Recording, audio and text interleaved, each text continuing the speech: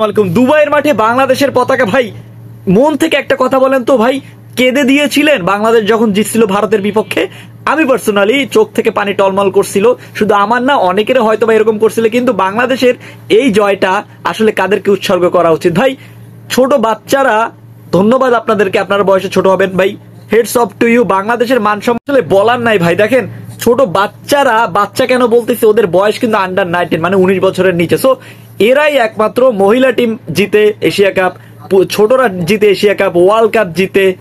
আমরা তামিম সাকিবরা শুধু দেখেই আসতেছি। সো এই বিষয়টা হচ্ছে, আমরা ছোট থেকে নার্সিং করতেছি, মান সম্মান কিভাবে, মানে কি বলবো, আমি আসলে কথা মানে বলতে পারতেছি না, এত খুশি ভাই লাগতেছে বিষয়টা। আমি আসলে A to Z খেলাটা দেখছি, সকাল থেকে বসে আছি। 11টা বাজে শুরু হয়েছে ম্যাচটি, এবং 11টা বাজ থেকে 198 রান যখন অল আউট হয়েছিল বাংলাদেশ, তখন কিন্তু মনটা আমার খারাপ হয় নাই। কেন? এটা ফাইনাল ম্যাচ, এখানে আপনার প্রতিদ্বন্দ্বিতা হবে। 100 রান যদি করতো বাংলাদেশ, তখনও প্রতিদ্বন্দ্বিতা হইতো, এখনো প্রতিদ্বন্দ্বিতা হয়েছে। সো আগে ব্যাটিং করা ছিল সব থেকে পজিটিভ, এবং ভারত সেখানেই ভুল করছে যখন বাংলাদেশকে আগে ব্যাটিং এ পাঠাইছে। আপনি ফাইনাল ম্যাচ, প্রেশার ম্যাচ, এখানে আপনার কোনো ছোট টিম বড় টিম বলতে কিছু নাই। একটা জিনিস শুনলে অবাক হবেন, যেটা হচ্ছে প্রস্তুতি ম্যাচে কিন্তু ভারতকে বাংলাদেশ হারাইছিল। সো আশানুরূপ ভারত অতটা ভালো টিম ছিল না, কিন্তু বাংলাদেশ কিন্তু হার্ডওয়ার্কিং টিম ছিল, এবং প্রথম থেকে বাংলাদেশ ডমিনেট করে ক্রিকেটটা খেলে আসতেছে। এই আরব আমিরাতের মাঠে বাংলাদেশের পতাকা নিয়ে যখন দৌড়াচ্ছিল এক একটা প্লেয়ার, ইকবাল হোসেন ইমনের কথা আলাদাভাবে বলতে হয়, ম্যান অফ দ্য সিরিজ হয়েছে। সো আসলে স্পিচলেস, কথা বলার ভাষা নাই।